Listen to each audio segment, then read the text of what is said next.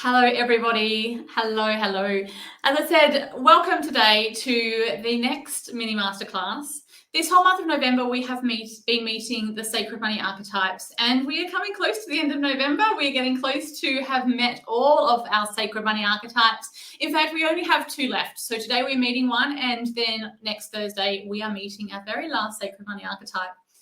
The sacred money archetypes have been presented in these mini masterclasses in no particular order. There is no hierarchy when it comes to the sacred money archetypes.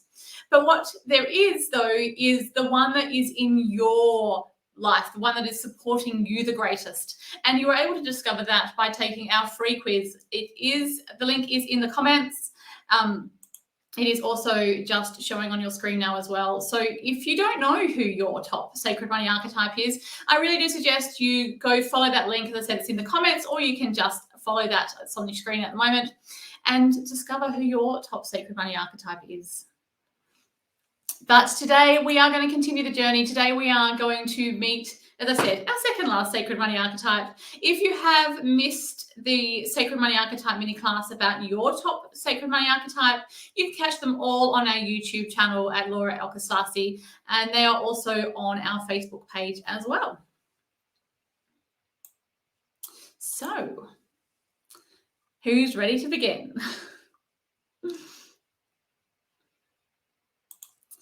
So before I jump in and talk to you all about our sacred money archetype today, I just wanted to introduce myself in case we haven't met before. Hi, my name is Brooke Hunt. I'm a financial intuitive and a money mentor here at Laura Alchemist & Co. That's me sitting at the top in front of that glorious pool when I was on retreat. And the other woman there is the amazing Laura Alchemist herself. Laura and I really we're here to change the field of money mentoring. We understand and we know that there has been missing pieces of money mentoring for quite a while now. And the pillars that really do create that financial freedom that we are all seeking are the pillars of energy, strategy, and profitability. And often businesses, majority of the time, when businesses come to see us who we talk to and are our clients, when they first begin, they are missing one of those 3 pillars. So it is about creating and understanding where the deficit is and being able to build that up and bring that connection back in again to create that financial freedom. Because, hey, let's be honest, that's what we're all here for, right? So where do the sacred money archetypes fit in? Well, they absolutely fit in under that umbrella of energy, which I'm sure you would assume that they would do. But working with the sacred money archetypes really do show us how to thrive and create that success in business and in our personal life. The sacred money archetypes it shows us the patterns that are occurring in our financial life. It shows us why we're making the decisions we are about money.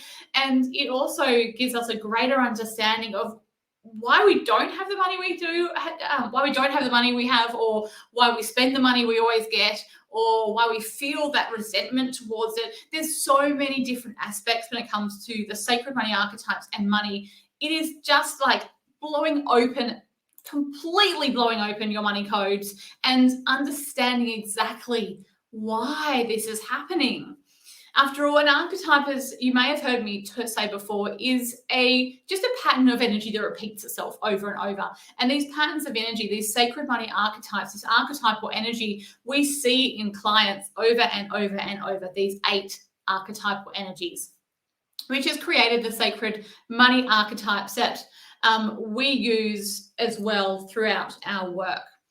So I am going to dive in and tell you all about our sacred money archetype that we're meeting today. As I said, if you haven't met the sacred money archetypes before, I'm going to give you a quick overview. Hopefully by now you would have followed the link or have an idea of who your top sacred money archetype is, because as I said, the sacred money archetypes is just one part of the work that we do here at Laura Alchemist & Co, but it is an essential part. Just like the strategy is an essential part, just like profitability is an essential part, all 3 need to be working together in unity and harmony to be able to create that wealth, that expansion. So let's go and see who we're meeting today. Maybe it's better if we do it this way. So these are our 8 sacred money archetypes. We have the ruler, the maverick, the accumulator, the celebrity, the connector, and the nurturer, who we've all met so far in this month of November. Today we are meeting the alchemist, and on Thursday we have the romantic. So the alchemist is your inner idealist. So if you are the alchemist, I can't wait to tell you all about this archetype, because this is who we are learning about today in the mini masterclass. It is the alchemist. The alchemist is your inner idealist. And the alchemist is all about illuminating positive change. Illuminating that positive change. And I said, if you are the alchemist, you're possibly already resonating with that. Yes, that illuminating of the positive change that the alchemist is all about. So I want to tell you a few of the key areas about the alchemist. And again, if you're the alchemist, I'm sure you may be nodding away. This is quite a generalization of the alchemist, the archetypal energy of the alchemist. When we do one-on-one work, we go deeper into personalizing it. So if you are the alchemist and some of these aspects you're like, that's perfectly okay as well, because it is just an overview of this energy type. So our alchemist, they are our, like it said, that ideas, they are our ideas person. Yes, they love to transform through creation of ideas. And these ideas can transform people's worlds, transform people's lives. And that's what the alchemist truly desires to do, to be that transformation, to be that one that brings that change, to make the world a better place. And they love to create, like, ideas just flow to our glorious alchemist to be able to continually move and expand and uplift our world. And in all honesty, with the alchemist, if they could make that change without money, they probably would much prefer that as well. They can often get impatient or annoyed that they need to deal with that money aspect. The alchemist wants to make that change. They want to transform the world. And it's bloody annoying sometimes for our alchemists that they have to rely on money to do it often. Our alchemist is also altruistic. So in their business, it normally is that altruistic motivation for them to grow their business, for them to build their business. They are also powerful champions of others. And so they find it much easier to empower others and believe in themselves. They want to, as I said, make that change, create that new world. And really, they want to just support and love and help and uplift and make that change. And often that business they'll be the driving force of their business. Now, alchemist has a bit of a love-hate relationship with money, because they understand the importance of money. They understand the role it has and why they need to have money. But they also, they get quite, they'd rather not have to do it. They'd rather not have to deal with the money. They'd rather not have to rely on it. And you can often hear them, like if they're talking about money, you might hear that tone or the way they speak about it. They often will speak against money because they much rather not have to deal with it. They'd much rather not have to deal with it. They find it unfair, the distribution of money around the world, about how the ultra rich and then the majority of poor, they struggle with that distribution of money around the world. It's not fair within the alchemist's eyes. And the fact that they then have to, this love-hate relationship, they're they're not happy with money in the way it is in the world, and yet they've got to rely on it to make the change. So they really have this struggle with money. But saying that, they are still amazing at attracting money in unusual ways, our alchemists. They, as I said, they have the ideas, they want to make that change. And often, because that change is that driving force, they can create money and attract money in the most unusual ways. However, for the alchemist, it doesn't often, it never seems enough money for our alchemists, because they want to be able to make more change. They want to be able to support causes. They want to be able to use that money for good and create that difference and change what is important to them. And often the money that they have is just not enough to be able to support all of those causes. So they struggle a little bit with that, our alchemist. So let's have a look at the sacred strengths of our alchemist. As we spoke about before, they are they're idealistic, they're transformational, and they're daring. They are the three sacred strengths of our alchemist. And the alchemist has amazing gifts that go hand in hand with these strengths. And so, one of the gifts to the alchemist is their creation of ideas, as we've spoken about already. They are a visionary. They're always seeking to make a difference in the world, make the world a different place. They are often driven by the ideas and the change, and that motivator be able to create that difference. And that is where the transformational strength of the alchemist comes in, because they are driven by that change. They want to make that they want to transform it. So if you see the alchemist sees like corruption or misrepresentation or deceit or something that's going against their moral compass, they will often not just sit by and watch. They will call it out. They will stand up for that transformation, and they will say, it's not good enough. What can we do to make it better? And then on the flip side of that as well, when the alchemist sees those who are making that transformation in the world, making that change, who are making a difference in the world, they are an absolute champion of others. They have this gift just to champion those along and to support them to create their vision as well, others' visions as well.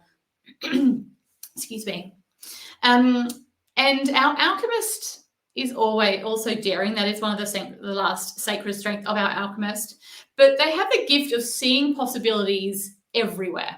Yeah, so they dare to make that change. They dare to bring that into reality. There are many of the other archetypal energy types, the sacred money archetypes, who will see change, these possible, but they just are not daring enough. They just don't have enough gumption or that self-esteem or self-worth just to step forward and take that steps to bring it into reality. The alchemists are ready to dare. They're ready to push the boundaries. They will not be hidden away in the shadows. They are ready to stand up for what they believe in, and it is such a strength of our alchemist.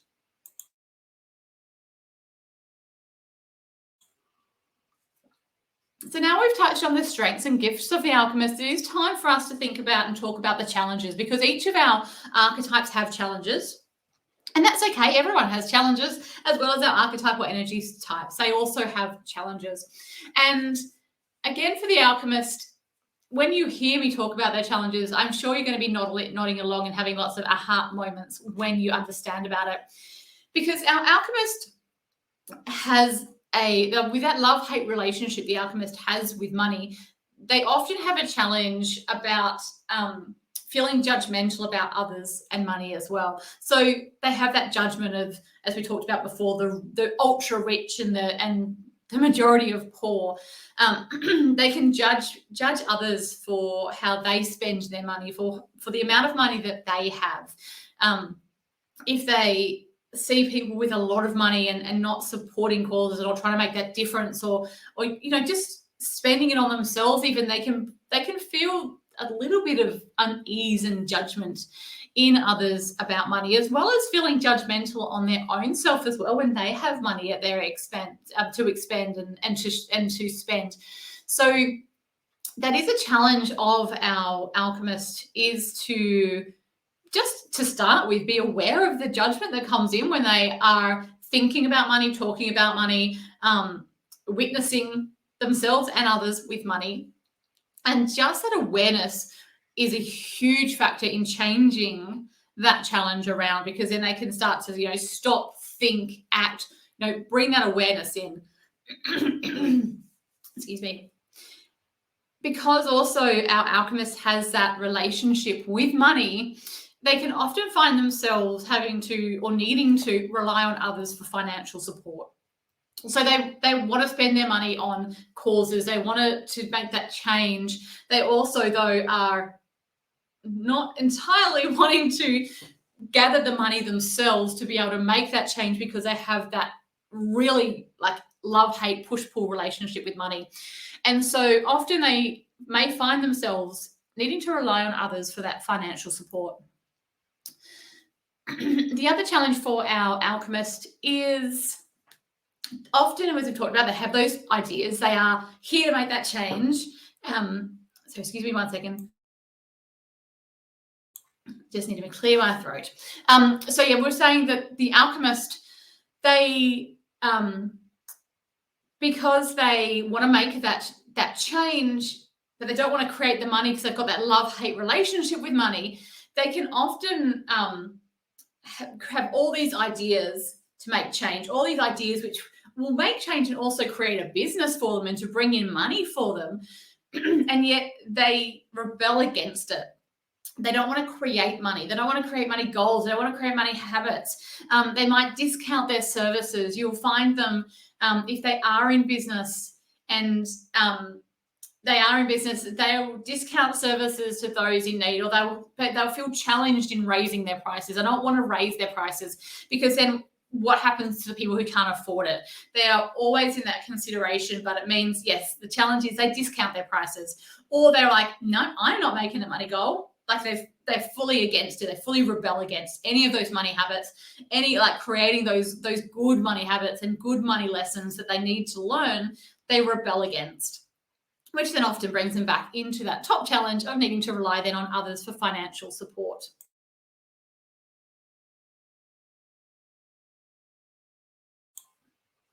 Each of our sacred money archetypes have a sacred money contract.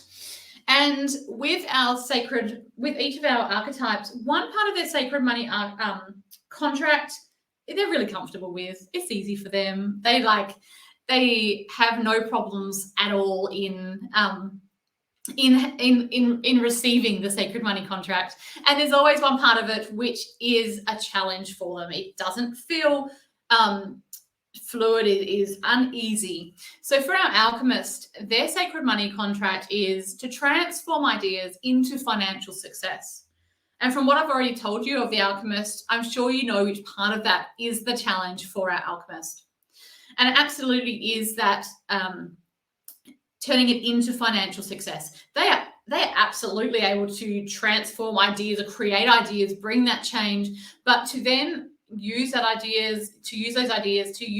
change they want to create and bring it in line with their financial success. That is the challenge of our Alchemist. And that is their sacred money contract. That is the contract they're here to be able to really embrace and to bring into their life. So if you're a sacred money archetype and Alchemist is your top sacred money archetype, this is your sacred money contract. This is what you're being called to take on. This is what you're being called to really bring in and live and embody. So if that's already feeling uncomfortable, I've got to say I'm good. I'm glad. Because it is meant to push the boundaries. It is meant to push the buttons. And if you're already starting to rebel, just stick around. Stick around and let's just keep on pushing those boundaries slightly. This is where the gold is with the sacred money archetypes. As I said, they show us how to thrive in business, how to thrive in our personal life. And this money contract is all part of an aspect of how you can do that. So as our Alchemist, how do you create the sacred money alignment? Because again, that's what we're here for. Yes, we're here for that financial freedom. We want to create that difference, and especially the Alchemist, they want to make that difference. And the Alchemist, it's just understanding and learning as well that the more money they have, the more change they can create. And it is getting on board with that with our Alchemist. So to be able to move and create sacred money alignment, each of our archetypes have 3 questions to be able to push the boundaries and to allow them to create that alignment with money. So for our Alchemist, I'm just going to read through these, but I do really recommend if you're watching this live to come back to the recording, or again, if you are watching the recording, hit pause and give yourself ample time to sit with these questions and journal, or even speak. If you have a voice recorder on your phone, you may prefer to speak out. And just really allow them these answers to drop in to create that alignment for you.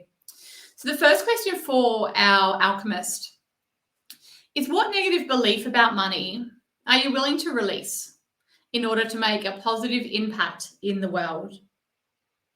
So as I said, it's not comfortable as an Alchemist, it's not comfortable, but this is what is going to bring that alignment in with your wealth creation, with your wealth expansion.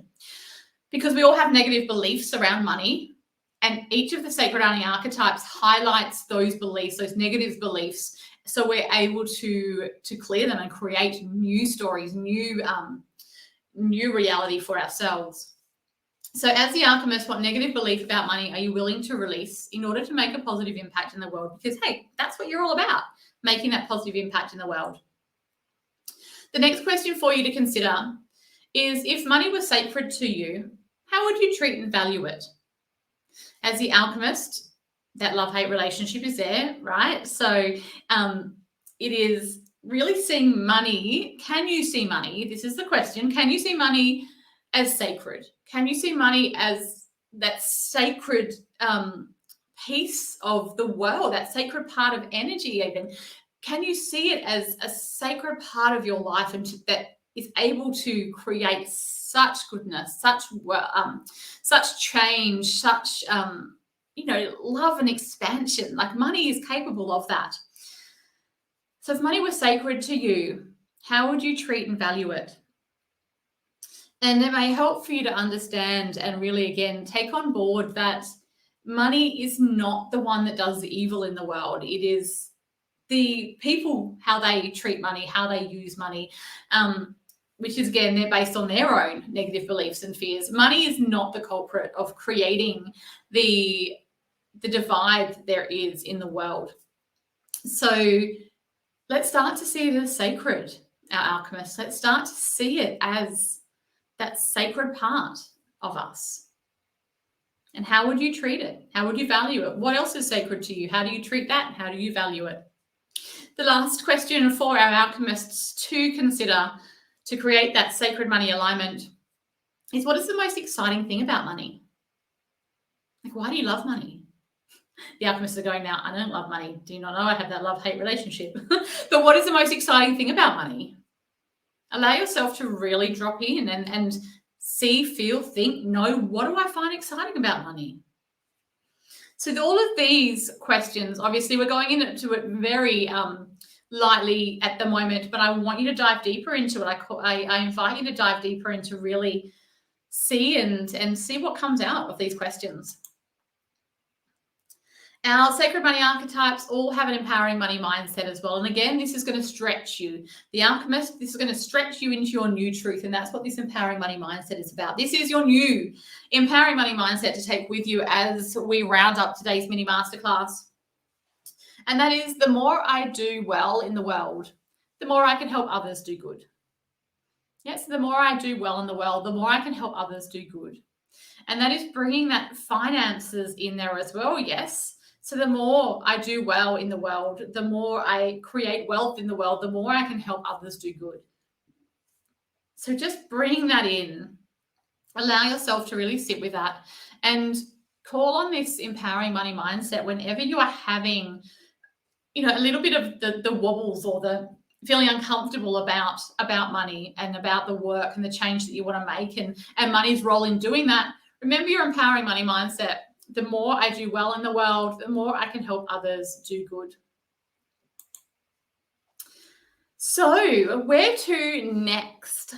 Well, as I said, we are nearing the very end of our journey of meeting the 8 sacred money archetypes. Our alchemist was the seventh archetype we have met during this month.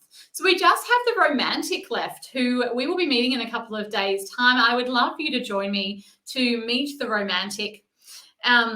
It will be, again, a Facebook Live event is there, and it will also be on our YouTube channel live too.